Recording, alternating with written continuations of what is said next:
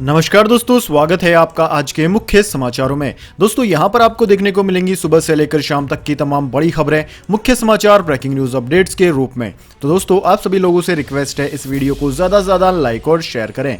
तो दोस्तों सीधे चलते हैं आज की पहली बड़ी खबर की ओर। अफगानिस्तान के काबुल एयरपोर्ट के पास लगातार 2 बम धमाके, 13 लोगों की मौत, 30 हुए घायल। जी हां दोस्तों, अफगानिस्तान के काबुल एयरपोर्ट के पास दूसरे बम धमाके की खबर है। इससे पहले हुए बम ब्लास्ट में 13 लोगों के मारे जाने और 30 लोगों के घायल होने की सूचना मिली है। दोस्तों घायलों में अमेरिका के 3 सैनिक भी शामिल हैं। अफगान मीडिया के मुताबिक यह बम विस्फोट काबुल एयरपोर्ट के एबी गेट के पास हुआ। अमेरिका के रक्षा मंत्रालय के प्रवक्ता ने घटना की पुष्टि करते हुए कहा कि हम काबुल एयरपोर्ट के पास इस विस्फोट की पुष्टि करते हैं। फिलहाल घटना में हताहतों के बारे में जानकारी स्पष्ट नहीं है। दोस्तों अमेरिकन मीडिया के मुताबिक यह सुसाइड बॉम्बर अटैक था। इस अटैक के साथ ही एबी गेट के पास गोलियां भी चलाई गई। सूत्रों के मुताबिक ISIS के आतंकी समूहों ने काबुल एयरपोर्ट पर हुए इस हमले की जिम्मेदारी ली है। इस घटना के बाद नीदरलैंड ने अफगानिस्तान से अपने नागरिकों को निकालने के लिए चलाए जा रहे ऑपरेशन को फिलहाल अस्थायी रूप से रोक दिया है। वहीं ब्रिटेन ने हालात की समीक्षा के लिए सीनियर मंत्रियों और अफसरों की आपात बैठक बुलाई है। दोस्तों आपकी जानकारी के लिए बता दें, काबुल एयरपोर्ट के बाहर हजारों की संख्या में अफगान नागरिक पिछले 1 हफ्ते से जमे हुए हैं, लेकिन वीजा और पासपोर्ट न होने की वजह से उन्हें एयरपोर्ट के अंदर एंट्री नहीं मिल पा रही है। वहीं अब तालिबान ने भी घोषणा कर दी है कि किसी भी अफगान नागरिक को देश नहीं छोड़ने दिया जाएगा और उन्हें वापस अपने घरों को लौटना होगा। दोस्तों काबुल एयरपोर्ट के बाहर हुए इस बम विस्फोट से 24 घंटे पहले ही अमेरिका ने वहां पर आतंकी हमले की आशंका जताई थी। अमेरिका ने 25 अगस्त को एडवाइजरी जारी कर अफगानिस्तान में फंसे अपने सभी नागरिकों को जल्द से जल्द एयरपोर्ट से दूर होने को कहा था। अमेरिका ने चेतावनी दी थी कि एयरपोर्ट के बाहर सुरक्षा के बड़े खतरे हैं, इसलिए सभी अमेरिकन नागरिक तुरंत एबी गेट से दूर हो जाएं। इसके बाद दोस्तों अगली बड़ी खबर, कोरोना वायरस की तीसरी लहर के बीच बड़ा खुलासा, पुरुषों के मुकाबले महिलाओं में कम बन रही है एंटीबॉडी। जी हां दोस्तों, उत्तर प्रदेश में कोरोना की तीसरी लहर को लेकर मुख्यमंत्री योगी आदित्यनाथ ने लोगों को सतर्क रहने की सलाह दी है। इसी बीच लखनऊ के मेडिकल कॉलेज में कोरोना को लेकर रिसर्च की गई, जिसमें ध्यान देने वाले तथ्य सामने आए हैं। दोस्तों KGMU में की गई रिसर्च में यह पाया गया कि पुरुषों के मुकाबले महिलाओं में एंटीबॉडी कम डेवलप हो रही है। किंग जॉर्ज मेडिकल कॉलेज के कुलपति विपिन पुरी का कहना है कि अभी खतरा टला नहीं है। 1 से 2 साल तक यह बीमारी हमारे बीच से जाने वाली नहीं है। ऐसे में लोगों को सतर्क रहना बहुत जरूरी है और मास्क को जीवन का अहम हिस्सा बनाना है। वहीं IIT कानपुर के वैज्ञानिकों का दावा है कि वैक्सीनेशन होने के कारण लोगों की तीसरी लहर का खतरा कम है, लेकिन लापरवाही भारी पड़ सकती है। इसके बाद दोस्तों अगली बड़ी खबर, अफगानिस्तान में तालिबान के कब्जे के बाद भारत में बढ़ सकता है ड्रग का व्यापार, सरकारी एजेंसियों ने कसी कमर।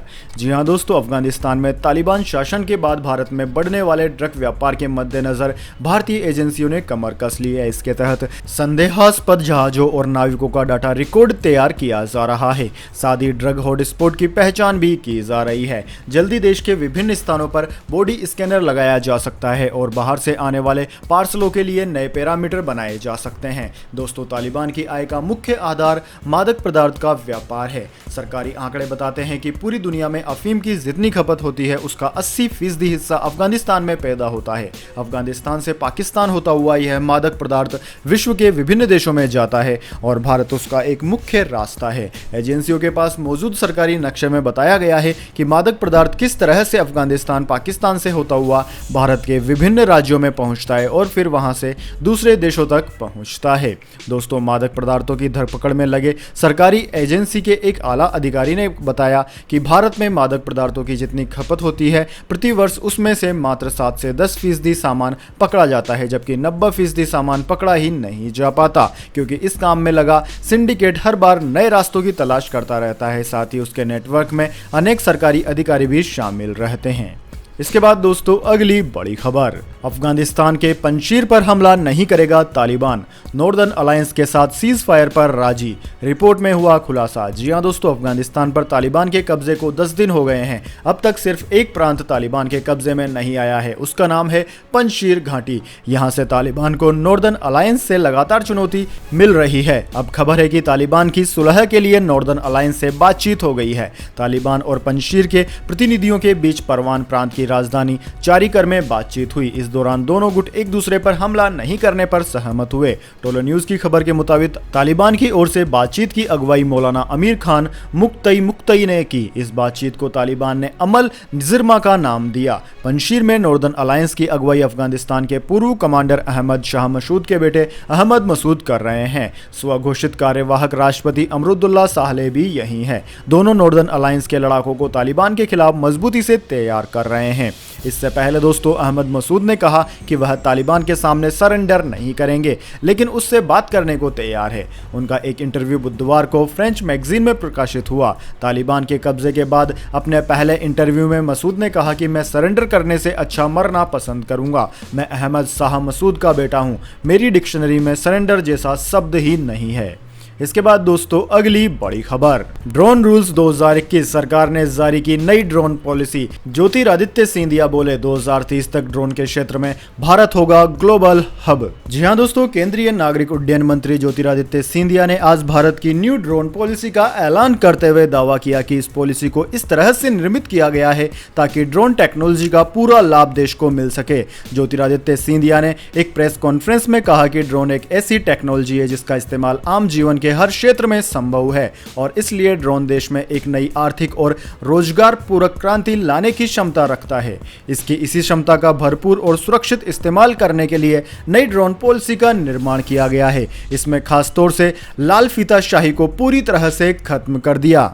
दोस्तों आपकी जानकारी के लिए बता दें, न्यू ड्रोन पॉलिसी में पहले से बहुत से नियम हटा दिए गए हैं। इस क्रम में कई सर्टिफिकेट की मांग अब खत्म कर दी गई है। पहले ड्रोन उड़ाने की इजाजत लेने के लिए 25 प्रकार के फॉर्म भरने पड़ते थे, लेकिन अब इसकी जगह सिर्फ 5 फॉर्म ही भरने होंगे। वहीं दोस्तों न्यू ड्रोन पॉलिसी में फी स्ट्रक्चर को भी सरल किया गया है। पहले 72 मदों में फीस ली जाती थी, लेकिन अब सिर्फ 4 प्रकार की फीस ली जाएगी।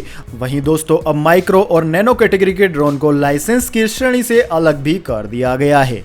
इसके बाद दोस्तों अगली बड़ी खबर, पाकिस्तानी एथलीट के जेवलिन लेने पर हुआ बवाल तो सामने आए नीरज चोपड़ा। कहा मेरे सहारे अपना गंदा एजेंडा न चलाएं। जी हां दोस्तों, टोक्यो में खेले गए 2020 ओलंपिक खेलों में जेवलिन थ्रो यानी कि भाला फेंक में भारत के लिए गोल्ड मेडल जीतने वाले नीरज चोपड़ा लगातार सुर्खियों में बने हुए हैं। हाल ही में उन्होंने एक इंटरव्यू में टोक्यो ओलंपिक का एक किस्सा शेयर किया था, जिसमें उन्होंने बताया था कि पाकिस्तान के जेवलिन थ्रोअर अशर नदीम ने प्रैक्टिस के लिए उनका जेवलिन उठा लिया था। इसके बाद उन्होंने पाक एथलीट से अपना जेवलिन मांगा। इसे लेकर सोशल मीडिया पर काफी बवाल हुआ था। अब मामले को बढ़ता देख नीरज चोपड़ा ने ट्विटर पर एक वीडियो शेयर कर कहा कि मैंने एक इंटरव्यू में पाकिस्तानी एथलीट अशरत नदीम को लेकर जो कुछ भी कहा उसके लिए मेरा आपसे अनुरोध है कि इस बात को लेकर मुद्दा न बनाए। वीडियो में नीरज चोपड़ा ने कहा कि थ्रो फेंकने से पहले हर कोई अपना जेवलिन वहां पर रखता है। ऐसे में कोई भी एथलीट वहां से जेवलिन को उठा सकता है और अपनी प्रैक्टिस कर सकता है। ये एक नियम है, इसमें कुछ भी गलत नहीं है।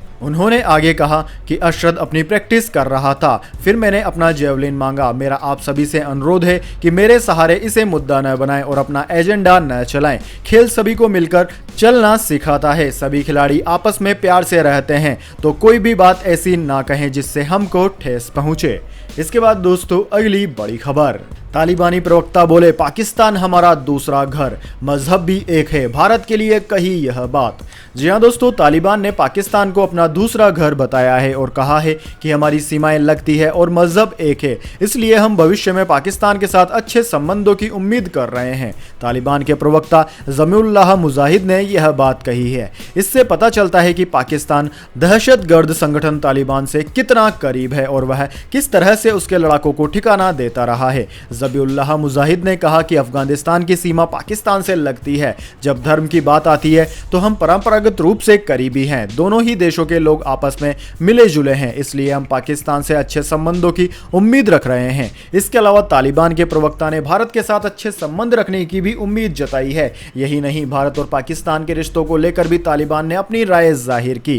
तालिबान ने कहा कि भारत और पाकिस्तान को आपस में बैठकर अपनी बीच के मुद्दों को हल करना चाहिए। मुजाहिद ने कहा कि तालिबान भारत समेत दुनिया के तमाम देशों से अच्छे संबंध चाहता है। पाकिस्तान के चैनल अरे न्यूज से बात करते हुए मुजाहिद ने कहा कि अफगानिस्तान पर तालिबान के कब्जा जमाने में पाक का कोई रोल नहीं रहा है। तालिबान ने कहा कि पाकिस्तान ने कभी भी अफगानिस्तान से मामलों में दखल नहीं दिया। इसके बाद दोस्तों अगली बड़ी खबर, मजदूरों वर्कर्स के लिए सरकार की नई पहल, शुरू होगा ई श्रम पोर्टल। जानिए क्या होंगे इसके फायदे। जी हां दोस्तों, असंगठित क्षेत्र में काम करने वाले करोड़ों कामगारों के लिए मोदी सरकार ई श्रम पोर्टल लॉन्च करेगी। इस पोर्टल के जरिए देश के मजदूरों का राष्ट्रीय स्तर पर एक डेटाबेस तैयार किया जाएगा, जिससे इन मजदूरों को उनकी क्षमताओं के मुताबिक योजना लाकर उसमें शामिल किया जा सके। दोस्तों, केंद्रीय श्रम और रोजगार मंत्री भूपेंद्र यादव ने कल ही ई श्रम पोर्टल का लोगो लॉन्च किया था। दोस्तों, केंद्रीय श्रम और रोजगार मंत्रालय असंगठित क्षेत्र के करीब 38 करोड़ मजदूरों के लिए 12 अंकों का यूनिवर्सल अकाउंट नंबर और ई श्रम कार्ड जारी करेगा। इसके बाद दोस्तों अगली बड़ी खबर, सर्वदलीय बैठक में बोले विदेश मंत्री एस जयशंकर, अफगानिस्तान में स्थिति काफी गंभीर, नागरिकों को निकालने की प्राथमिकता।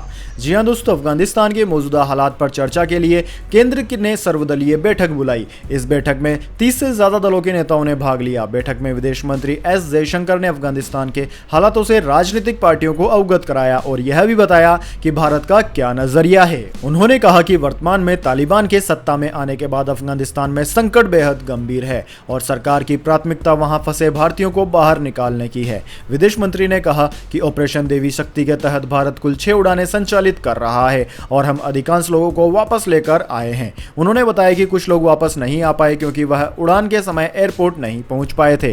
विदेश मंत्री ने बताया कि आज गुरुवार को अभी 37 लोगों को वापस लाया गया और हमारी पूरी कोशिश है कि सभी लोगों को बाहर निकाला जा सके। सूत्रों की माने तो सरकार ने नेताओं को जानकारी देते हुए कहा कि सरकार अभी तालिबान के मसले पर वेट एंड वॉच के मोड पर है। इसके बाद दोस्तों जान लेते हैं पूरी दुनिया और भारत में क्या है कोरोना महामारी की ताज़ा स्थिति। तो दोस्तों सबसे पहले बात करते हैं पूरी दुनिया की। तो दोस्तों पूरी दुनिया की बात की जाए तो पूरी दुनिया में इस वक्त तक इस महामारी के संक्रमितों का आंकड़ा 21 करोड़ 41 लाख 65 हजार को पार कर गया है, जबकि दोस्तों इस महामारी से मरने वालों की संख्या 44 लाख 68 हजार के पार है।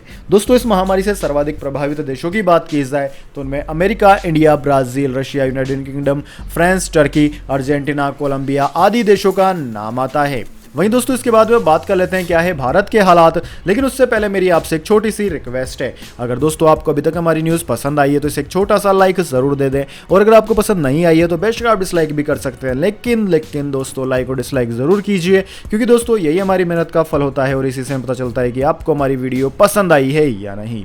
तो दोस्तों जल्दी से जान लेते हैं क्या है भारत के हालात।